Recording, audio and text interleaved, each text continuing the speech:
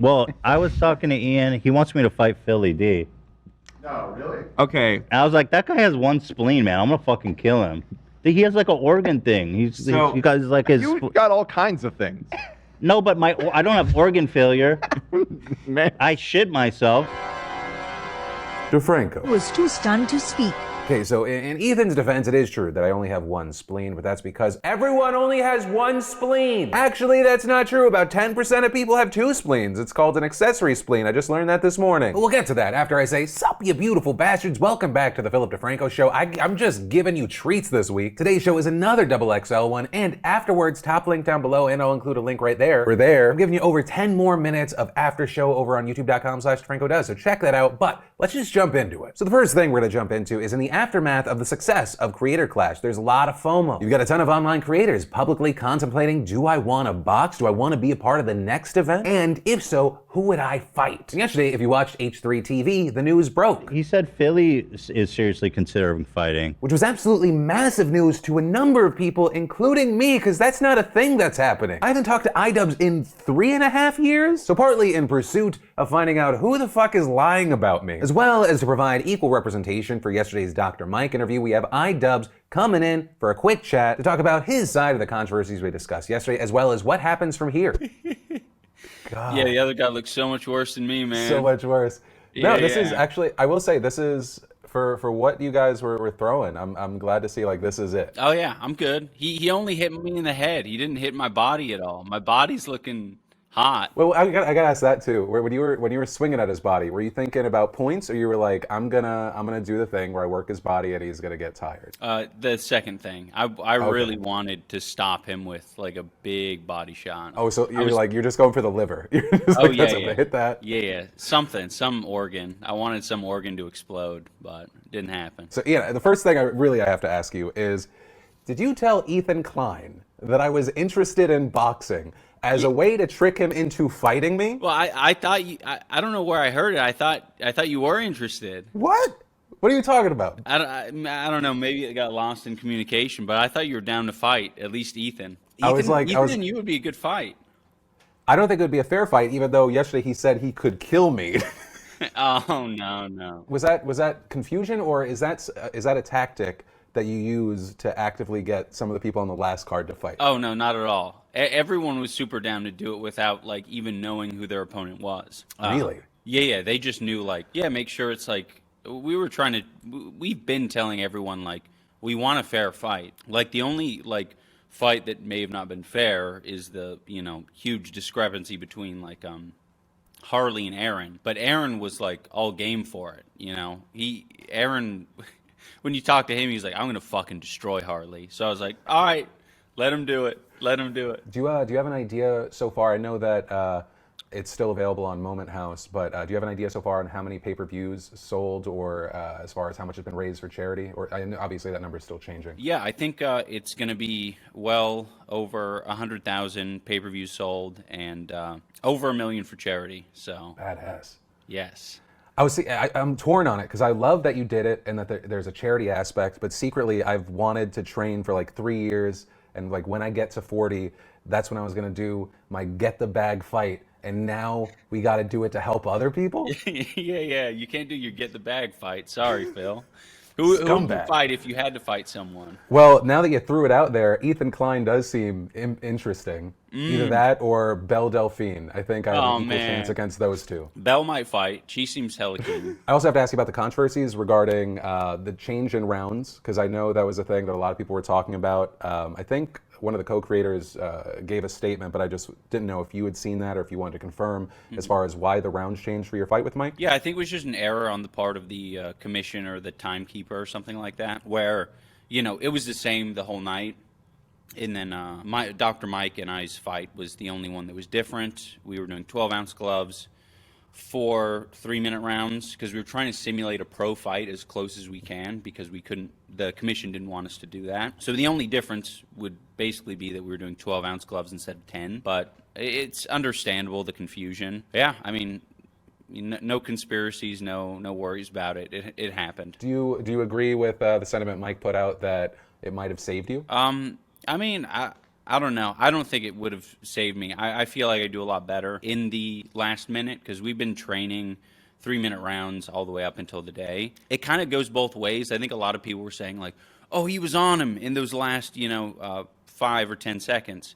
But Mike gets tired going off on me. So you could say that, but you could also say the opposite, where he was getting tired. So you were thinking that in that last minute he'd punch himself out? He might not punch himself out, but yeah, he might punch himself out. That final minute could have been my minute. I mean, that's the thing that I've been told a lot, is that my form gets better and I hit harder the more loose I get.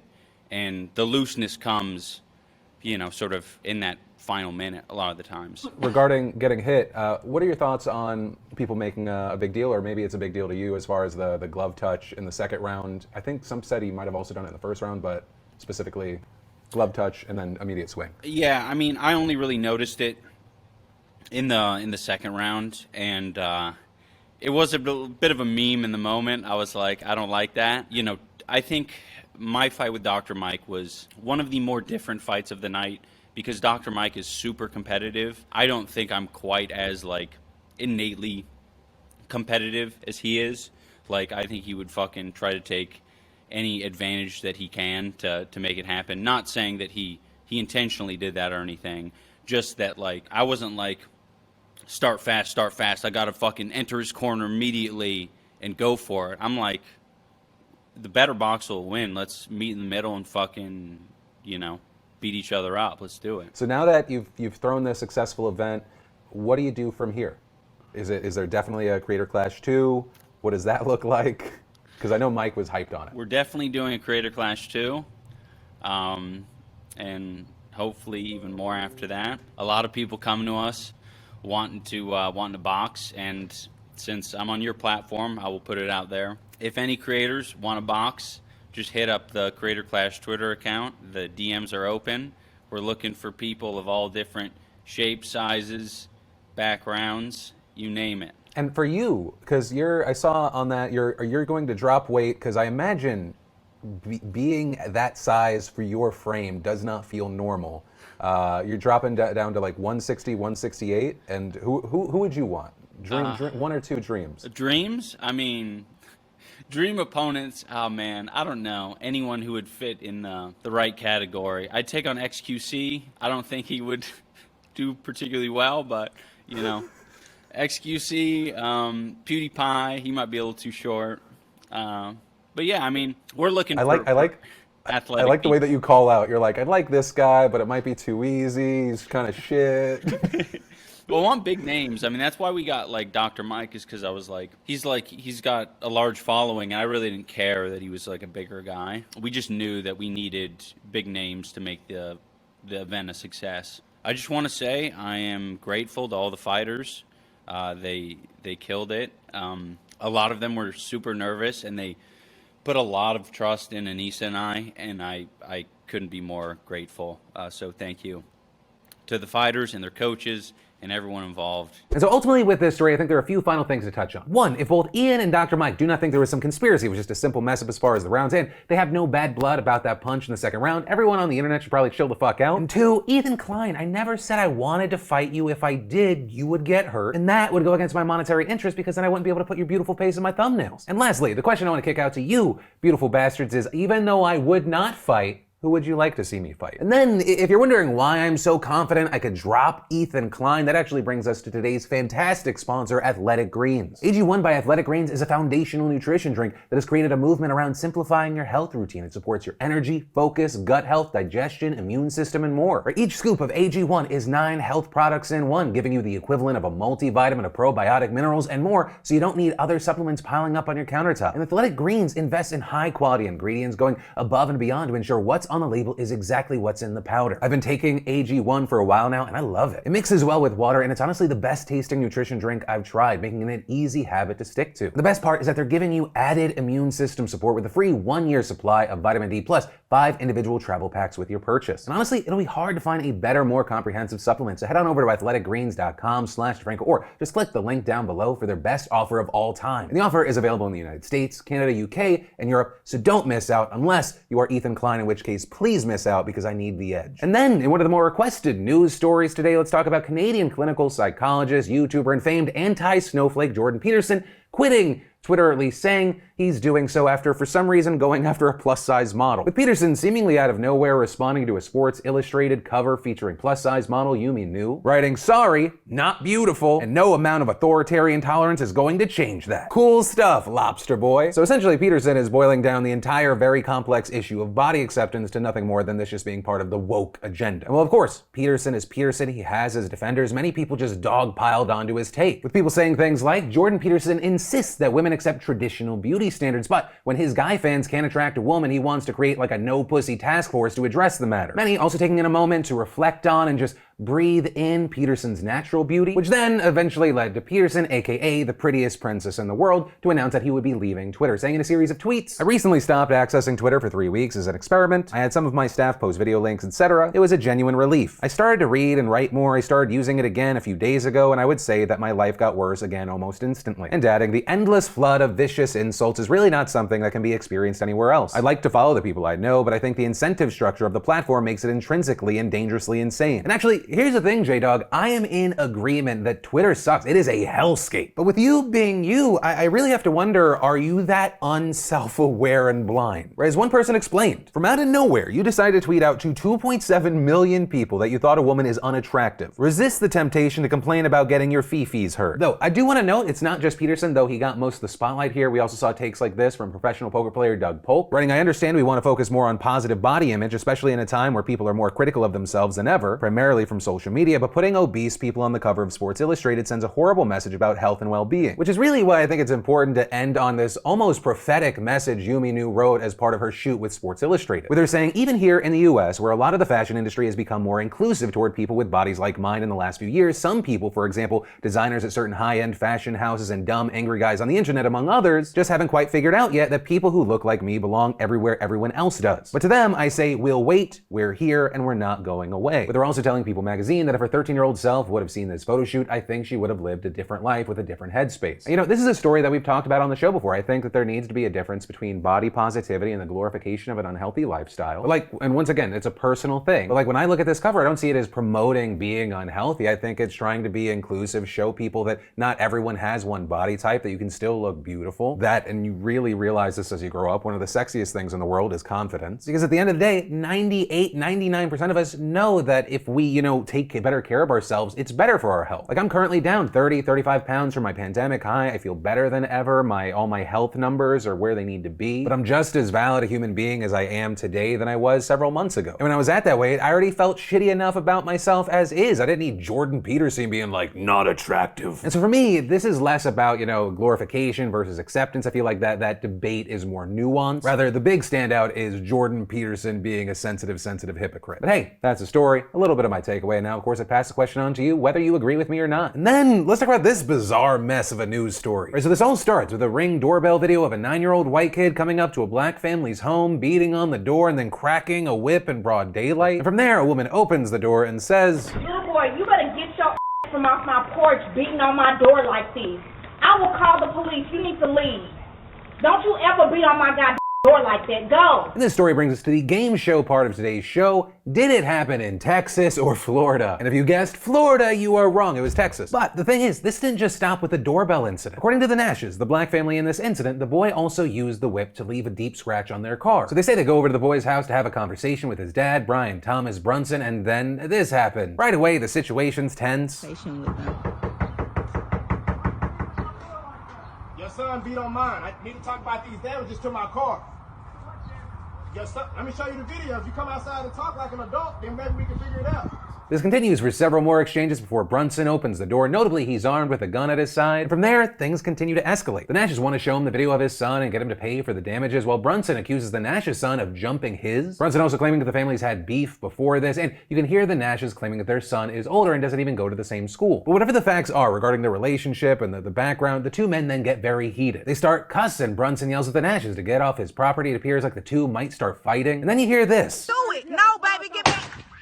Oh my God! where the gun gets fired. Notably, you can hear what appears to be a kid scream, but thankfully, no one was injured. And according to reports, Brunson appears to have accidentally fired the gun, and the situation could have been so much worse, because according to officers, Brunson fired the gun in the direction of his own daughter, who was standing in the doorway behind him, which is where you hear that scream coming from. And so, because of all of this, police have now arrested Brunson, who now faces a charge of deadly conduct for reckless discharge of a firearm. And while Brunson now has been quiet about the whole situation, the Nashes have been making the rounds to local outlets, saying of Brunson's son, "We know the history of the whip. This is a racial issue. He comes to the door with a whip." Also offering their own version of events into those bullying claims between the kids, saying it all started last week when a group of kids that included their children was walking home, saying this one particular kid was hitting the girls with a skateboard and my daughter retaliated and hit him back. One of the other kids pushed him in some water, like from behind, and he fell into a puddle of water, and adding when he got up, the first person he saw was our daughter, so he assumed that she did it. With Nash adding that Brunson's son had been using racial slurs and that his own daughter's actions had just been her defending herself, and saying that angered Brunson's son even more and led to him approaching their house with the whip. But for now, that's what we know, and that's sort of where the story ends. According to reports, the Brunsons plan to move. Meanwhile, the Nashes say they're going to seek legal action since Brunson's son is too young to be held criminally responsible for the damage to their car. So yeah, that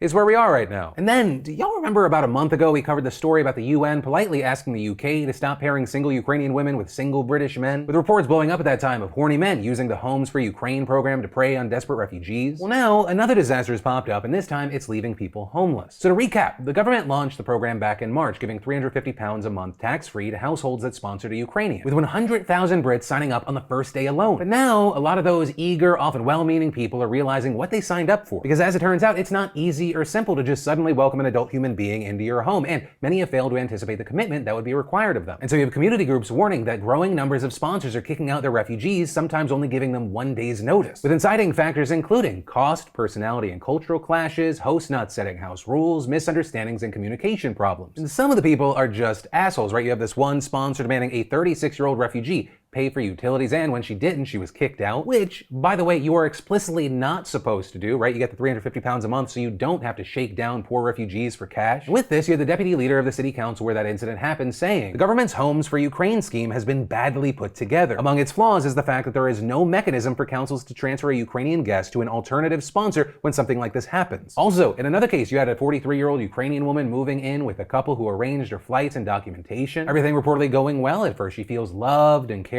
for, but when she visits a man online, their whole dynamic shifts, with her sponsors accusing her of lying, throwing her out after little more than a week, and leaving her homeless. With this poor woman saying it's a terrible feeling. You feel really happy, loved, and cared for, and then you feel like you've been thrown from a high-rise building to the ground. And you've got a board member for the Association of Ukrainians in Great Britain saying, our community is seeing these cases frequently, and our perception is that they're increasing. And it's important to remember, like, this sucks already, but these difficulties are impacting people who are already traumatized by war, right? It's not a rare thing to hear stories like the chair of a Ukrainian scout group saying she's seen children fall to the ground after mistaking a loud noise for a bomb. And as kind of the cherry on top of this whole mess, there are reports of some Ukrainians being housed for weeks by sponsors who are still waiting for their criminal background checks to finish. And so now, reportedly, to deal with this, the government is creating a rematching service that will contact tens of thousands of waiting sponsors and telling them it will work with councils and charities to match them with refugees whose initial homes fell through. But, long story short, part of this just appears to be a shit show. But from that, I want to take a quick second to thank a sponsor of today's extra large Philip DeFranco show, Vessi. Vessi's are lightweight shoes that are perfect for all seasons because they actually keep your feet warm and dry through rain, snow, and mud. They're built for everyday life. Vessi makes 100% waterproof and snowproof sneakers that are incredibly comfortable, breathable, and actually pretty stylish. And get this, they have reimagined their everyday slip-ons to be even more breathable and supportive than ever before. They have the same sock-light fit, laceless design, and waterproof Dymatex technology you love. And the Everyday Move slip-ons now feature added arch support, which makes them perfect for long days on your feet and the perfect shoe for lightweight travel. And I'm constantly in my Vessis running errands, playing in the yard with the kids, even on muddy hikes. And now these everyday slip-ons have become even more convenient for me. Plus, they're always coming out with new designs and colorways, so head on over to Vessi.com/DeFranco right now and be sure to use code DeFranco to get $25 off. Grab a pair now while they still have your size and you'll be thanking me later. And then in, I'm not sure if I'm pronouncing this correctly, good news, it appears that we finally have a possible end to the baby formula shortage that we're seeing right now, with now the FDA and Abbott Nutrition, which makes Similac and other baby formulas, reaching a deal to restart production. Or because a huge factor in the recent shortage is the fact that Abbott Nutrition had to shut down production 3 months ago at its Sturgis, Michigan plant after there were safety issues found. That then led to a recall and a ton of baby formula suddenly missing from the shelves. It's also since tried to ease the issue by increasing production elsewhere alongside other companies stepping up to the plate. But unlike you trying to Postmate something, supply line shifts aren't usually felt for weeks, leading to grocery stores still needing to ration their products. And we still don't know exactly what fixes the FDA will require before the plant reopens. But we do know that regardless of the fixes, Abbott Nutrition will be required to retain an independent expert to review the Sturgis facility's operations to ensure compliance with the law. And one of the last steps for this agreement is a court approval, which is expected. But even assuming that it goes through no problem, this still may not come quick enough. In the past, the company had promised that once the FDA signed off on an agreement, it would take 2 weeks to get production restarted and another 6 to 8 weeks to get it back on the shelves. And while that's lightning speed for production, for families, 6 to 8 weeks feels like an eternity. And in the meantime, if you're feeding a baby, expect to see less formula than normal at stores. And if you don't have any, the best advice is still to contact your doctor about usable alternatives for the short term. And then let's talk about Florida man and Governor Ron DeSantis now signing HB 1571 into law, which will make it illegal to protest or picket in front of a private residence. With it going into effect starting in October, and in a statement, DeSantis claimed that the law was necessary, saying, "Sending unruly mobs to private residences like we have seen with angry crowds in front of the homes of Supreme Court justices is inappropriate. This bill will provide protection to those living in residential communities, and I am glad to sign it into law." But also, I will say, despite the timing, the recent protests in front of Supreme Court Justice Brett Kavanaugh's house did not inspire this law, right? Because this was actually passed back in March, and it's been sitting with the governor for a bit now. However, I do want to note the law doesn't completely stop protests because it requires the police to ask the protesters to leave before arresting them. So you could technically show up, protest until the cops say to get lost, and then you leave. But then for those who refuse to leave, that could result in a second-degree misdemeanor, which is a relatively minor punishment, but